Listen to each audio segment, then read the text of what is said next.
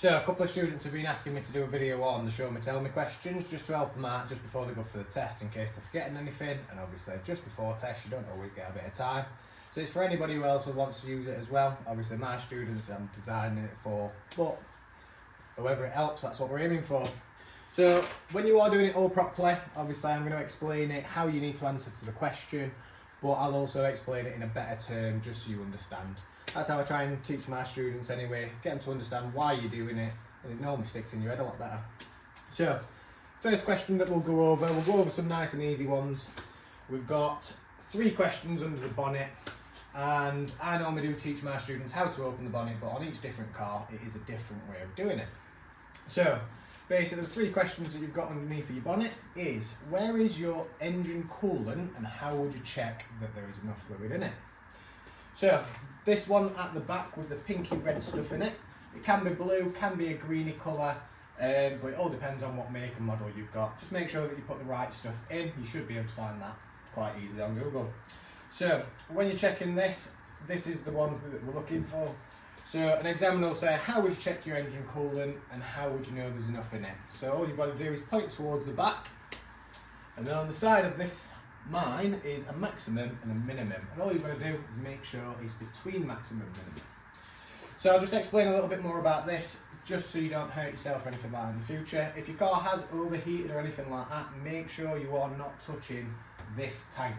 If you touch this tank and you start to unscrew it, it will hiss. I normally do show my students this anyway, so it will hiss, and if it's overheated, basically it's like boiling hot water. It's going to scald you, it's going to burn you. Probably seen a couple of YouTube videos where people have actually burnt themselves doing it.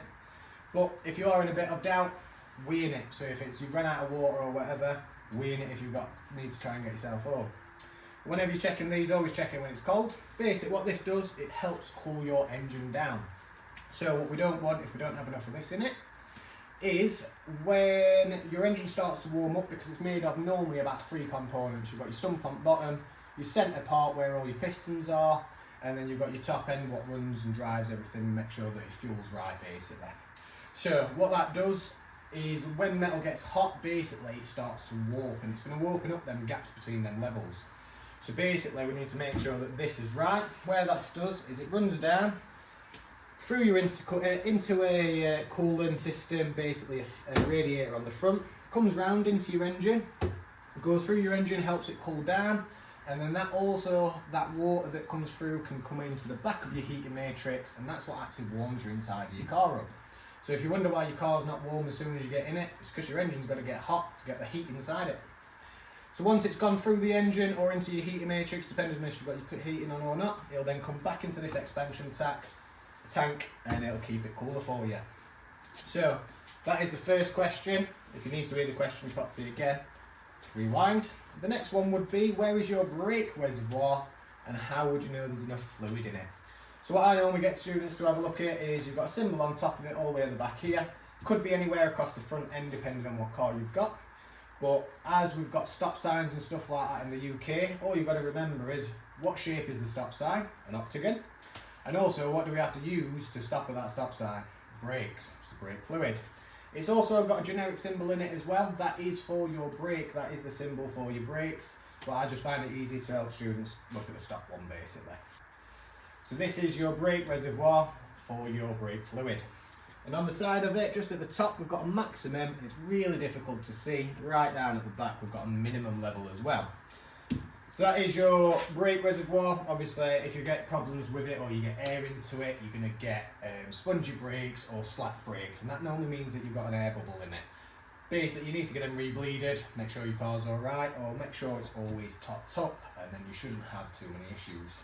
Does need changing out occasionally, so they normally say about 50,000 miles, I think it is. I'm not changing it on this one just yet, we've only got to 40,000 miles, but I have done it on my other car. So the last one under here is how you check your engine oil and how do you know that you've got significant engine oil in your engine. So what your oil does, that helps lubricate all them metal parts. If 2 metal parts get too hot, basically what's going to happen is it's going to seize together or it's going to weld together, and that's what a seized engine is. So basically that helps lubricate, and then your coolant helps keep it cool. When you've run your engine though, because the oil pump needs to pump it around the engine to lubricate them parts, you can't really check your engine oil when your engine's hot, because it needs to sit down at the bottom and sink into the sump. So normally you need to wait for your car to be cold, and you also want it on flat level ground. If you've got it on flat level ground, that means that when it's in your sump, if you think about just a bucket and you've had it full of water, your dipstick comes into one side of it. So if you tip the bucket up, that dipstick's going to show a lot higher reading, or if you tip it forwards, it's going to show a lot lower reading. So always make sure that your engines are on level ground. So I'll just go over it again. So the question is, how would you check your engine oil, and how would you know you've got significant oil in? And this is what you need to tell the examiner. You don't have to do it, but I'm going to show you. So you're going to find your dipstick, which is yellow on this car. It can be green, red, or covered in oil, because that's what it's in. It all depends on how clean your car is, basically. It's normally down the front end of your engine. This cover covers the intake part side of things, so it is actually at the front of the engine. So you've got it, you're going to pull it out, wipe it off. The reason why we wipe it off is, like I said, after you've had your engine running, the oil's going to run down this tube, basically, so it's going to have it all over. So when you've took it out, and what you're trying to do is, there is a minimum and a maximum on it. So basically all you're trying to do is make sure that the oil's between there. But with this being a bit of a crap design, you always get oil residue on the side of it, so you can never really get an accurate reading. But we'll see how well we can get on. So once you put it back in, you're just going to wait a few seconds, basically just to make sure that it's touched the bottom of the dipstick. In some cars it's all electronic and stuff like that. These are by far a lot better, because you don't have to run your engine, and if you didn't know you had oil in it, you'd be a bit snookered. So I'm now going to pull it back out. I'm going to grab my rag on it and again, just so I don't get oil on myself, and we'll see what we've got. So like I said, there is a bit of residue up on it, but you can't really see. It's about halfway through, so that'll do for now. That's all three of your questions underneath your bonnet. You have got your screen wash just over here on my car. That is just like a jet. It looks like a front windscreen symbol, but then with jets coming out of it. We'll jump onto some other ones in a minute.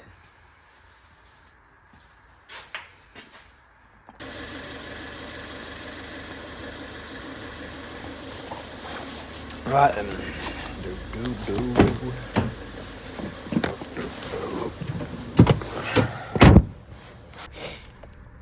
Right then, for this next part, all we're going to be doing is a couple more questions. So one of the questions is, how would you check your indicators are working properly? So basically all you need to say to the examiner is, I'd put on my indicator, and then what I'm going to do now is I'm going to get out, I'm going to check them. So front one's working, indicator's working, and then I can see the flashing of the other one. So I know that that one's working. And then you'd get in and you do the opposite side. So one very similar to the indicator lights would be, how would you check that your headlights and side lights are working before starting a journey? So on my car, if we just look down here, we've got auto, it's got a little A in it. We've got dipped headlights, that's with the lines slightly facing down. And then you've got your side lights with the lights coming out to the sides. And then 0 is for off. See if I can get a... There we go.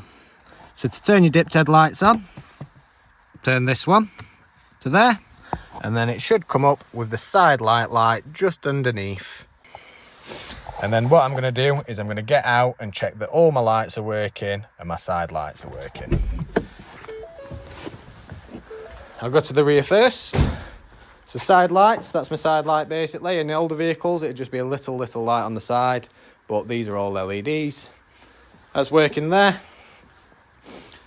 There should be nothing on your wing mirrors, and then I've got daylight running lights. That is the strip light across the bottom here, and then that is my dipped headlight. This one in here is my main beam, so I could turn my main beam and do the same thing. And then just inside there is where the indicator is, the orange one. But you don't need that one for this question. The question is how would you use your fog lights, and explain to me why you'd use them. So basically what you have to make sure that you do is make sure that you put your dipped headlights on, otherwise it's not going to work. If it's auto, it will work, but if it's daylight and you want your fog lights on, you need to have your dipped lights on, dipped headlights. So just down here, we've got two fogs. One sec. So we've got two fogs. We've got one that faces ever so slightly down, which is on this left-hand side, and one that is basically flat level light. So what that means is that one's to our rear and that one is to our front. Same as your dipped headlights, dipping down for your front as well. So you press this button. I'm going to press them both now, and then we're going to have a look at the dashboard to make sure that they're on. So up on the dashboard now, we've got a green light on. That is our fog light. It is a bit blurry. Let me see if I can get it better. There we go. And then on the right hand side, you can just see the orange light as well, which is for the rear. And I'll just show you that they are on.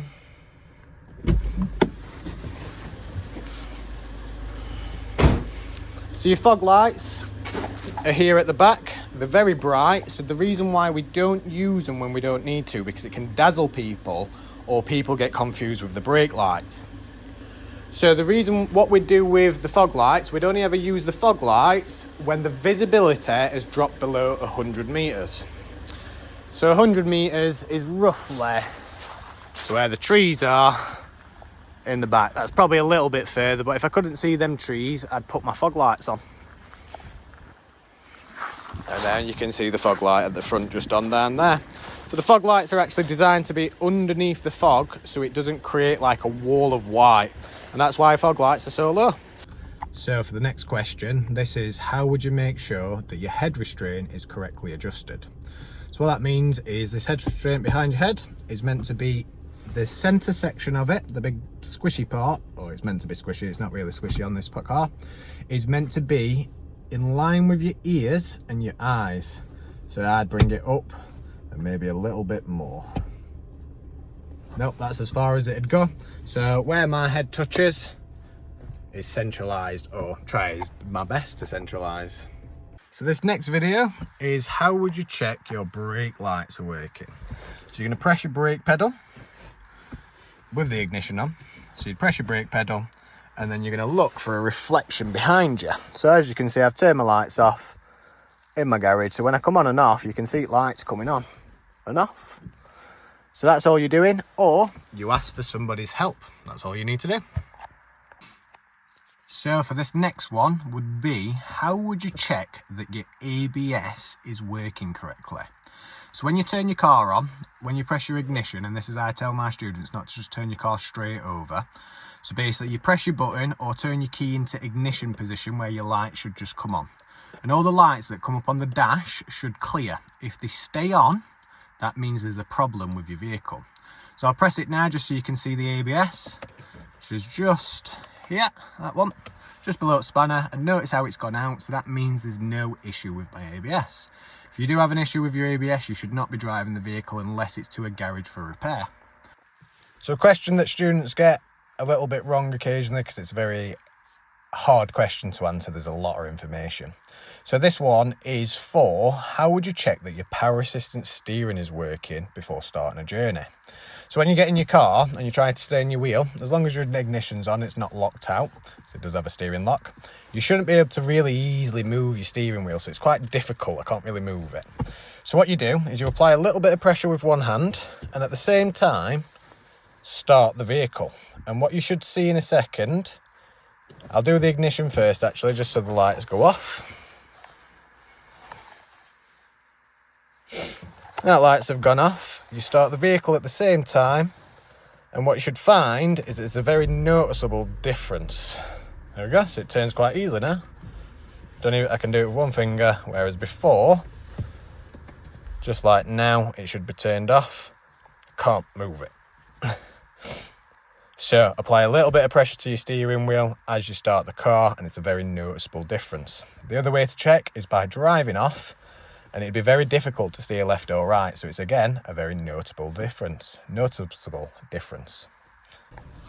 So for this last question, this is how would you switch your dipped headlights to main beams, and why would you use them? So again, I'll show you down here again, just in case you haven't seen the last bit. So you're going to be switching your dipped headlights on down here. If they're not on, you your main beam will not stay engaged. It'll just flash them instead. So you make sure that that's on, and then what you're going to do on my car is the stick on the left hand side, you're going to pull it towards you and you'll see a blue light come up in the dash. And it's obviously just got a lot brighter. So when I release that now, this is just to flash somebody, it should go off. If I want it to stay on, I pull it a little bit and then a little bit further and it clicks. Once it's clicked, if you release, it should stay on. So when you use these is when it's a dark lit road, so it's got no lamps on. And basically, if you're traveling down a road and your lights start to touch the vehicle in front of you, you need to turn your main beams off. And if there's an oncoming vehicle coming towards you, turn your high beams off, or any pedestrians nearby too. You'll normally get quite good at this while you start doing night driving. Obviously, that's what sort of year we're at now anyway. To turn them back off, you just pull it back towards you, and that's it. So the examiner would ask you how you'd do it. So you'd switch on your dipped headlights just down here, and then pull this lever forwards, and the blue lash will illuminate. So another question that they could have asked is, how would you check your brakes are working before starting a journey? So see if you can see my feet down there, not very well to be fair. So basically, you'd press your brake, and if it feels spongy or slack, if it felt anything like your accelerator, it's wrong. So it should have a bit of resistance, and when you press it, you should be able to feel the pedal. The other way of checking is by driving off, and when you press your brakes, your vehicle shouldn't pull to one side. If it does, it means that this brake is working on the left side if it pulls left, and the one on the right isn't clamping. Does that make sense? Hopefully it does. So for the next question, we're going to be talking about tyres, tread depth, and also pressures. So I'll talk about the tyre depth and stuff first. So the question would be, how would you know that you've got a significant tyre tread depth on your wheel, or on your tyre should I say, and the general condition is roadworthy? So what they're asking for there is they're asking for how much is the minimum tread depth, which is 1.6. And on most new tyres now, what you'll find is you'll actually have these little bumps. Them bumps are 1.6. So when your tyre wears down and they're flush with each other, that is 1.6. So that means your tyre is now illegal. So even if you have one which is just close, or one flush, that means that whole tyre is illegal. So I'll go over the question anyway. So what we can use is, it's called a tyre pressure gauge, tyre depth gauge, which is this little thing here. So basically it has the millimetres and stuff like that on it, and basically what you do is it's got a little tooth that comes out. You'll line these bits up between them, just like that, and then you push down and it pops out. And then wherever it stops is how much millimetres you've actually got left on your tyre. So on this one, we'll put it on, push it down, and then we're looking for millimetres, and it's just above 5 millimetres, just below 5 millimetres. So that's on this outside edge. We can also check it on all 3 lines. Sometimes you might have 4. So wherever you've got tread depth, that is where you're meant to be checking, which is the central 3/4 of the tyre. So when we check the other side, that might be slightly different.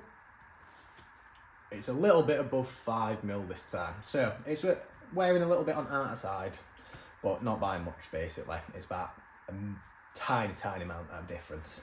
So the question is, how would you know how much tread depth you've got? So 1.6 millimetres across the central 3/4, or 75%, depends on which way you want to work, around the entire circumference of the wheel. So that means all the way around. So the next part is the general condition of the tyre is roadworthy. So sometimes on lessons and stuff like that, students tend to be up against a curve. That could cut your tyre. And if it cuts your tyre too much, basically they'll go through the cords. So if you cut your tyre and you lift it up, it'll look a little bit like thread.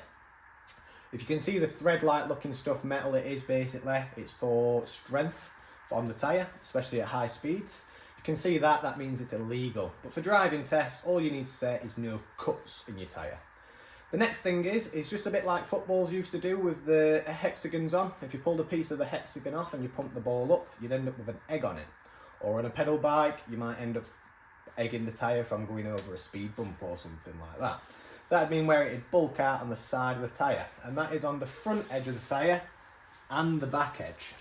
So when you're checking it, you put your fingertips in, feel for them bumps, go around on all the way around on that edge to the next line, do the same again all the way around. You may have to move your car forwards as well, and also on the last edge. These edge sides don't really make contact with the floor properly, so all they're for is for water separation. So you can't check the tread depth here, that's why it's a 75%. And then eggs and stuff like that normally do happen on the outside, but it depends on if people park on curbs. You shouldn't park on curbs, but you do see it all the time, and me and my students always talk about it. So if you rub your other edge up against it, you might not even know that you've got a damaged tyre. So that is the tread depth part of things. The next part is how do you check your tyre pressures. So you'd find it in your manual or just on the inside of the door. Depends on what car you've got, but it should tell you in your manual or on the inside of the door. When you're checking tyres, we normally have 4 tyres on a car, so we need to check all 4 tyres. If the pressures aren't correct, basically what's going to happen is it's either going to be deflated, which it's going to wear on these outside edges too much, and if it's overinflated, it's only going to wear in the centre bit, and you're not going to get as much out of your tyres basically. So on this front wheel, it is 26 PSI it needs to be. So what we use for that one is a tyre pressure gauge or a pump. I will be checking them anyway and pumping them up in a minute, that's why I've got my pump out. So on all vehicles they should have dust caps on top of the valves. What that's for is your brake dust so it stops the brake dust going into your valve and clogging it and then having to replace the valve, which then means taking the tyre off and everything. So make sure that you take your dust cap off and put it to the side so you can find it. Once you've taken your dust cap off, all you do with this bit, it's got a valve inside it there, and then this little bit on top pops up with the pressure. So all you do is you push it on, you'll hear it hiss. Wherever it stops at is what the pressure is at. So it's just above 25. If I pull it down, 1 mark above, 2 marks above, so that is 27 PSI. So these are a little bit high.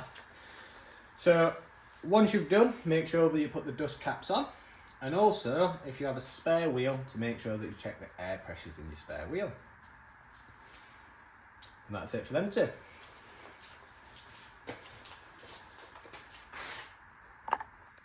Thanks for watching everybody. If you're liking the videos, like and subscribe, and I'll see you in the next one.